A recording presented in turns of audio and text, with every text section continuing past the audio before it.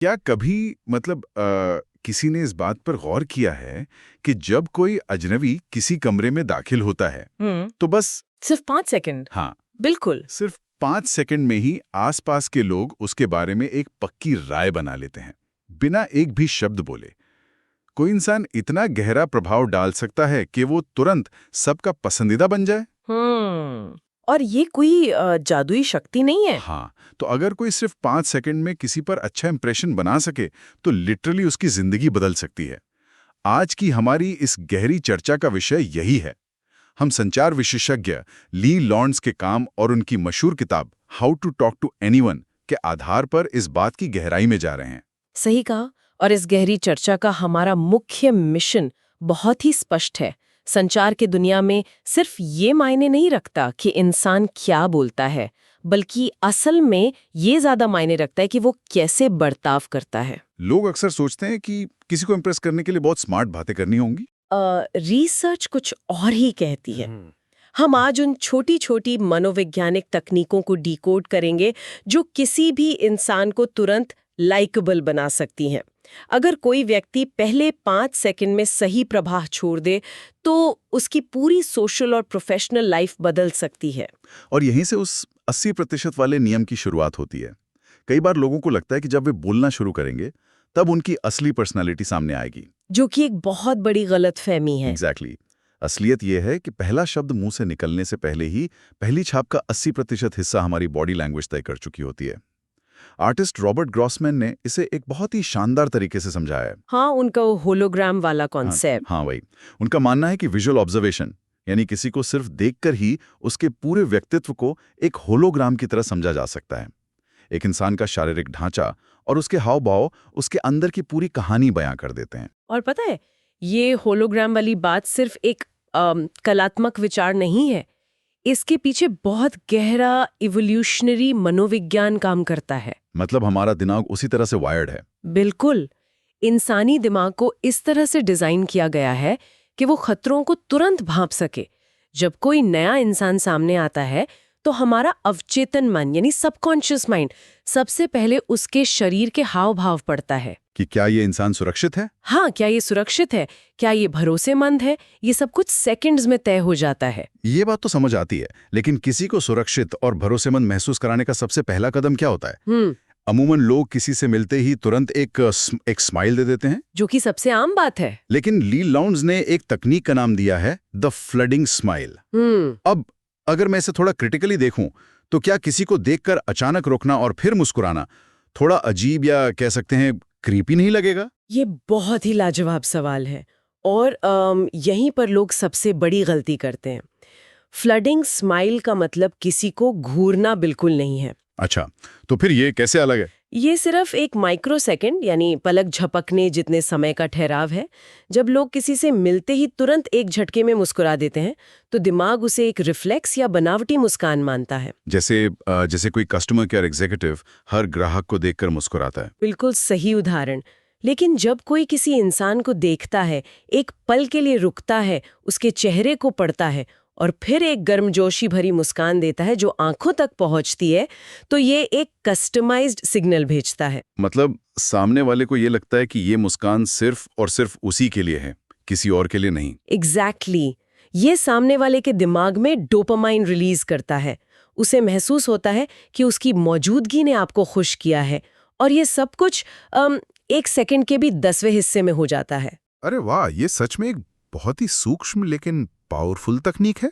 चलो मान लिया कि मुस्कान से हमने एक अच्छा सिग्नल दे दिया, लेकिन इसके बाद बात आती है हमारे खड़े होने के तरीके की, पोस्चर की, जो कि बहुत जरूरी है। हैंग बाय योर टीथ नाम की एक तकनीक की बात अक्सर होती है। ये कल्पना करना कि किसी ने दांतों से एक रस्सी बांधकर शरीर को सीधा लटकाया हुआ है। थोड़ा अजीब विजुअलाइजेशन है, लेकिन क्या ये सच में काम करता है? ये सुनने में मजाकिया लग सकता है, लेकिन ये पोस्चर को सुधारने का सबसे अचूक मानसिक तरीका है। पता है, जब लोग सिर्फ सीधे खड़े होने की कोशिश करते हैं तो क्या होता है? वे शायद एकदम सख्त हो जाते हैं। हाँ, वे अक्सर अपने कंधों को बहुत ज्यादा पीछे खींच लेते हैं और एक रोबोट की तरह अजीब दिखने लगते हैं।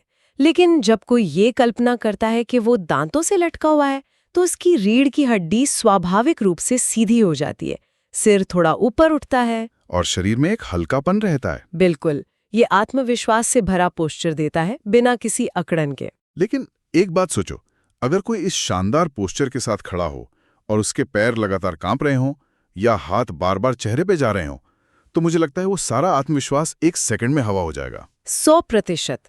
और इसीलिए लिमिट द फिजिट, यानी बेचैनी को सीमित करना सबसे अहम नियमों में से एक है। फिजिटिंग से बहुत नुकसान होता है। बहुत ज्यादा।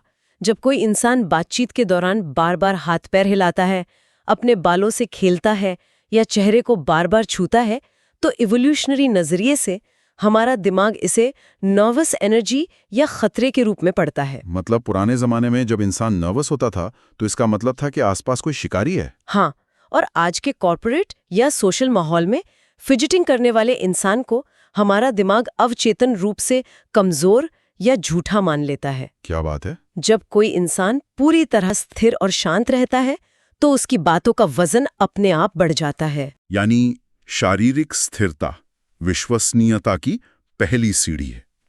अब जब शरीर शांत हो गया है, तब बारी आती है आंखों की। स्टिकी आइस या चिपचिपी आंखें, ये एक और ऐसा कॉन्सेप्ट है जो बहुत प्रभावशाली माना जाता है।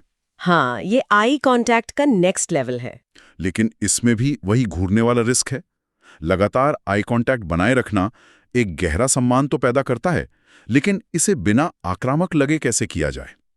इसका रहस्य ये है कि आई कांटेक्ट को तोड़ना कैसे है। जब किसी और की बात खत्म हो जाए या किसी और तरफ देखना हो, तो स्टिकी आइज टेक्निक कहती है कि अपनी नजरें एकदम झटके से न हटाएं। जैसे नजरें चुरा ली हों। हाँ, वैसा नहीं करना है। नजरें ऐसे हटाएं जैसे आंखों के बीच कोई गोंद लगा हो और वे धीरे धीरे, बहुत रिलक्टेंटली अलग हो रही हों। अच्छा। ये सामने वाले को ये संदेश देता है कि आप उसकी बातों में इतने खोए हुए थे कि नजर हटाना मुश्किल था। वाह, ये एक बहुत ही शानदार शिफ्ट है। और इसी से जुड़ी एक और तकनीक है, एपॉक्सी आइज, जो थोड़ा और आगे जाती है। मान लीजिए किसी ग्रुप में 3 लोग बात कर रहे हैं। अक्सर हम उसी को देखते हैं जो बोल रहा होता है, लेकिन एपॉक्सी आइज में वक्ता के बजाय उस इंसान पर फोकस किया जाता है जिसमें गहरी दिलचस्पी होती है, भले ही बोल कोई और रहा हो। हाँ, और ये बहुत ही तीव्र संकेत भेजता है।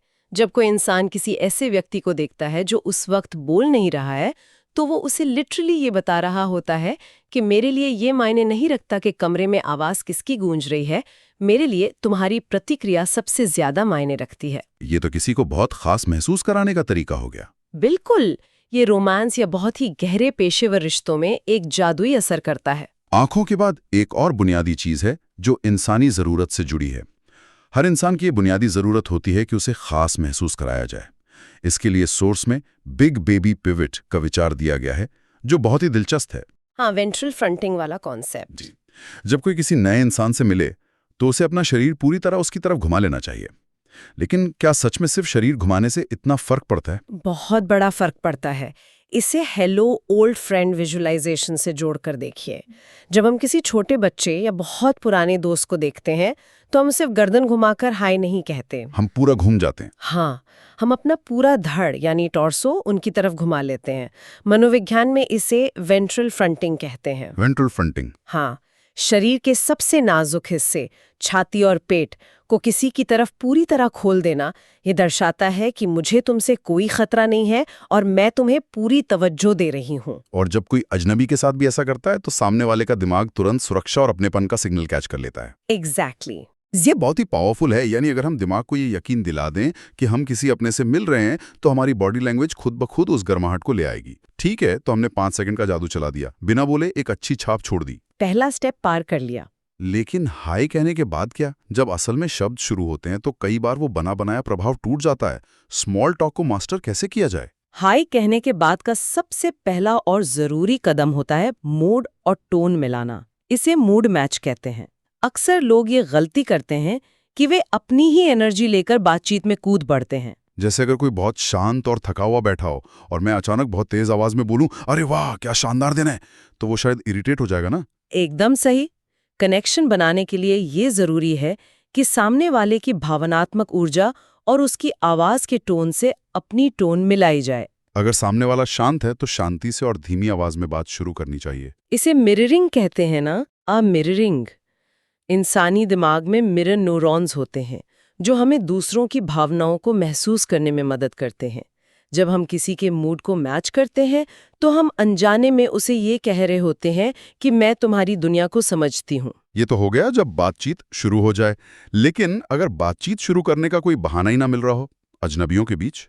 इसके लिए व्हाट्सएप्स का इस्तेमाल बहुत पॉपुलर है। व्हाट्सएप्स यानी कोई भी अनोखी चीज पहनना, जैसे कोई अजीब टाई या विंटेज ब्रोच। लेकिन मैं यहाँ थोड़ी असहमति जताऊंगा। अगर कोई कॉर्पोरेट बोर्ड मीटिंग में कोई अजीब सी चीज पहनकर चला जाए ताकि लोग सवाल पूछें, तो क्या वो अनप्रोफेशनल नहीं लगेगा? ये एक बहुत ही जायज चिंता है। व्हाट्सएप्स का मतलब ये नहीं है कि कोई जोकर बन जाए।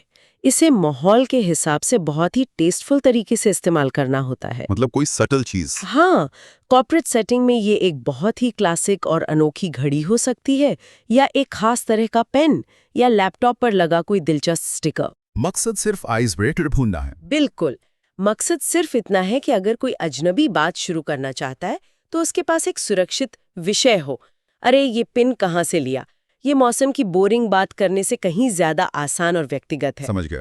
और जब बात शुरू हो जाए तो प्रोजेक विद पैशन तकनीक काम आती है। ये मेरी पसंदीदा तकनीकों में से एक है। मुद्दा चाहे कितना भी साधारण क्यों ना हो, लेकिन उसे पूरे उत्साह से बताना। अगर कोई पूछ ले कि ट्रैफिक कैसा था, तो सिर्फ ठीक था कहने के बजाय पूरी ऊर्जा के साथ जवाब देना। यहाँ शब्द नहीं बल्कि ऊर्जा मायने रखती है। सही कहा। और इसी के साथ एक और नियम है जो बातचीत की पूरी दिशा तय कर सकता है, यू फर्स्टी। You first? हाँ, इंसान की फितरत होती है कि वो बहुत ही आत्मकेंद्रित होता है।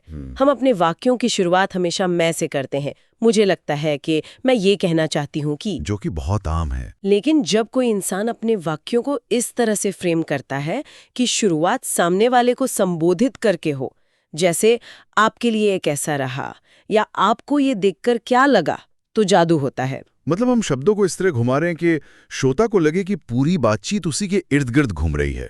बिल्कुल। और इसी के साथ इकोइंग यानी शब्दों की नकल करना एक और गहरा मनोवैज्ञानिक टूल है।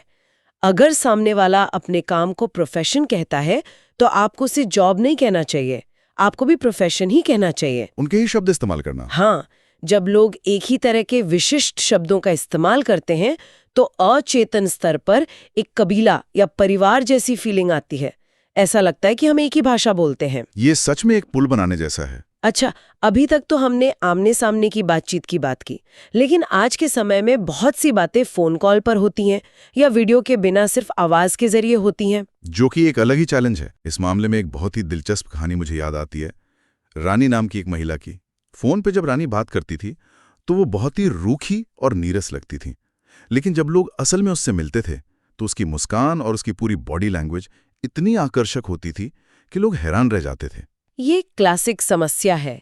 रानी की कहानी से जो बड़ा सबक मिलता है वो ये है कि फोन पर हमारे चेहरे के भाव, हमारा पोस्चर, हमारे हाथ, सब कुछ म्यूट हो जाता है। लोग हमें देख नहीं सकते। हाँ, इसलिए फोन पर बातचीत करते समय अपनी आवाज और शब्दों के जरिए ही उन सभी भावनाओं को ट्रांसलेट करना पड़ता है। मतलब फोन पर भावनाओं को थोड़ा एग्जैजरेट या बढ़ाकर पेश करना पड़ता है। जी हाँ, आमने सामने जो काम एक हल्की सी मुस्कान कर देती है, फोन पर वही गर्माहट आवाज में लानी पड़ती है।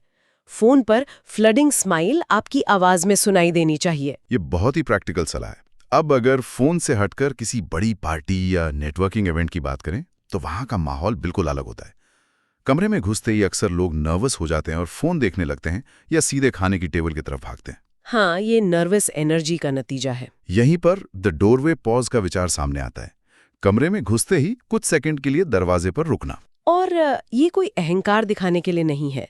जब कोई दरवाजे पर रुकता है तो वो पूरी कमरे को स्कैन कर रहा होता है। एक तरह का कॉन्फिडेंस। हाँ, ये एक ऐसा आत्मविश्वास दिखाता है कि मैं यहाँ मौजूद हूँ और मैं इस माहौल को समझने की कोशिश कर रही हूँ। और इसके साथ कम हिदर हैंड्स यानी खुले हाथों की मुद्रा रखनी चाहिए। ये इवोल्यूशनरी साइंस से भी जुड़ता है ना? बाहें बांधकर खड़े होने का मतलब है कि इंसान खुद को बचा रहा है, और खुले हाथ मतलब कोई हथियार नहीं है। बिल्कुल सही पकड़ा। खुले हाथ लोगों को अवचेतन रूप से आमंत्रित करते हैं, और जब ऐसे इवेंट्स में किसी से बातचीत शुरू हो जाए तो ट्रैकिंग नाम की तकनीक लोगों को आपका मुरीद बना सकती है। ट्रैकिंग यानी लोगों की छोटी छोटी निजी बातों को याद रखना। अक्सर लोग दूसरों की बातें सुनते हैं और 10 मिनट बाद ही भूल जाते हैं। जो कि बहुत बुरा इंप्रेशन देता है। हाँ, लेकिन जो लोग किसी की बिल्ली का नाम, उनके वीकेंड का प्लान या किसी खास पसंद को याद रखते हैं और अगली मुलाकात में उसका जिक्र करते हैं, तो सामने वाले को सच में मूवी स्टार जैसी अहमियत महसूस होती है। क्योंकि आप उन्हें ये बता रहे हैं कि मेरे लिए तुम्हारी जिंदगी के छोटे-छोटे हिस्से भी इतने जरूरी हैं कि मैंने उन्हें अपने दिमाग में सेव कर लिया है। ये रिश्ते मजबूत करने का एक ऐसा तरीका है जो कभी फेल नहीं होता। अहमियत महसूस कराने की बात हो रही है, तो तारीफ करने से बेहतर क्या हो सकता है? लेकिन तारीफ करना एक दोधारी तलवार है। कई बार सीधे मुंह पर की गई तारीफ तुरंत चापलूसी या बटरिंग लगने लगती है। लोग सोचते हैं कि इसे मुझसे क्या चाहिए। और यहीं पर ग्रेप वाइन ग्लोरी या ओवरहियर्ड कॉम्प्लीमेंट्स का मास्टर स्ट्रोक काम आता है। Overheard compliments. हाँ, जब कोई सीधे तारीफ करता है तो हमारा दिमाग तुरंत एक डिफेंस मैकेनिज्म चालू कर देता है। लेकिन जब किसी को किसी तीसरे इंसान के जरिए पता चलता है कि उसकी तारीफ हो रही थी, तो वो 100% सच्ची मानी जाती है। मतलब सीधे बॉस की तारीफ करने के बजाय बॉस के सेक्रेटरी या किसी सहकर्मी के सामने तारीफ कर दो। दुनिया गोल है और अच्छी बातें उड़ते उड़ते उस इंसान तक पहुंची जाती हैं। बिल्कुल। और जब कोई आपकी तारीफ करे तो उसे कैसे लें? अक्सर लोग तारीफ सुनकर बस थैंक यू कह देते हैं या असहज होकर टॉपिक बदल देते हैं। हाँ, अक्सर लोग ऑकवर्ड हो जाते हैं। इसे बूमरैंगिंग के जरिए वापस भेजना चाहिए। अगर कोई कहे आप बहुत अच्छा काम करते हैं, तो उसे वापस मोड़ते हुए कहना ये आपके जैसे शानदार लोगों के साथ काम करने का ही नतीजा है। ये सामने वाले को भी उतना ही खास महसूस कराता है। ये सच में एक बहुत ही खूबसूरत गिव एंड टेक है और वयस्कों की दुनिया का एक और गहरा नियम है जिसे द ग्लास सीलिंग कहा जाता है। ये मुझे बहुत पसंद है।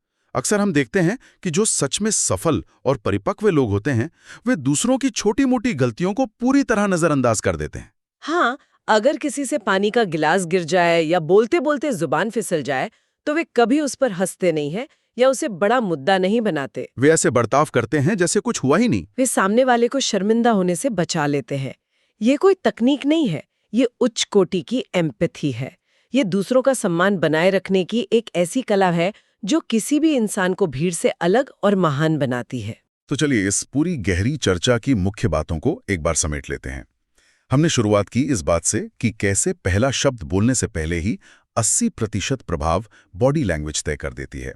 सिर्फ एक फ्लडिंग स्माइल, रस्सी से बंधे होने जैसा सीधा पोस्चर और आंखों का एक ऐसा संपर्क जो इंसान को खास महसूस कराए, किसी की भी पूरी छवि बदल सकता है। हाँ, और उसके बाद के स्टेप्स। बिल्कुल। इसके बाद हमने देखा कि बात शुरू होने पर सामने वाले का मूड मैच करना, मैं के बजाय आपको केंद्र में रखना और ग्रेपवाइन के जरिए तारीफ करना, ये सब वो रहस्य हैं जो किसी को भी सबका पसंदीदा बना सकते हैं। ये सब बताता है कि कम्युनिकेशन सिर्फ शब्दों का आदान प्रदान नहीं, भावनाओं का विज्ञान है। आपने बिल्कुल सही कहा। और इस चर्चा के अंत में मैं स्रोत सामग्री से एक ऐसा विचार सामने रखना चाहूंगी जिस पर हमने अभी तक विस्तार से बात नहीं की है। श्रोताओं के लिए ये एक बहुत ही गहरा सोचने वाला सवाल है। जरा द टूमस्टोन गेम के बारे में सोचें। The tombstone game. हाँ, कल्पना करें कि लोग अपने बारे में क्या सबसे ज्यादा महत्व देते हैं। जब कोई इस दुनिया से जाता है तो वो क्या चाहता है कि उसकी कब्र के पत्थर यानी टूमस्टोन पर क्या लिखा हो? यह है क्या? बहुत ही गहरा सवाल है। क्या वे अपनी बुद्धिमानी के लिए याद रखे जाना चाहते हैं, अपनी दयालुता के लिए या अपनी मेहनत के लिए? हर इंसान के अंदर एक कोर वैल्यू होती है जिस पर उसे सबसे ज्यादा गर्व होता है। अगर कोई इंसान किसी से बातचीत के दौरान ये डीकोड कर ले कि सामने वाला खुद की किस खूबी को सबसे ज्यादा मानता है और भविष्य में उसी बात की सच्ची तारीफ करे, तो वो एक ऐसा मजबूत रिश्ता बना सकता है जिसे तोड़ना नामुमकिन होगा। अगली बार जब किसी नए इंसान से मिले तो सिर्फ उसकी बातें ना सुने, बल्कि उसका टूमस्टोन पढ़ने की कोशिश करें। क्या बात है! ये एक ऐसा विचार है जो किसी के भी सामाजिक नजरिए को पूरी तरह बदल सकता है। सिर्फ ऊपर ऊपर से सुनना नहीं, बल्कि सामने वाले की आत्मा के सबसे गहरे हिस्से को समझना और उसे मान्यता देना। ये सभी चीजें सिर्फ नेटवर्किंग के नियम नहीं हैं, बल्कि इंसानी मनोविज्ञान को समझने के बहुत ही खूबसूरत तरीके हैं। हमें पूरी उम्मीद है कि आज की इस गहरी चर्चा से मिली ये समझ हर किसी के रिश्तों और आत्मविश्वास में एक नया आयाम जोड़ेगी। तो अगली बार जब किसी कमरे में दाखिल हों तो उस 5 सेकंड के जादू को याद रखें। आज की इस गहरी चर्चा को हम यहीं विराम देते हैं। अगर आपको यह चर्चा पसंद आई तो हमें फॉलो करना ना भूलें ताकि आप कोई भी एपिसोड मिस ना करें। लास्ट में प्लीज सपोर्ट कीजिए बुक वॉइस स्टूडियो को, सब्सक्राइब करें और हमारी न्यू वीडियो सबसे पहले देखने के लिए बेल आइकन दबाएं।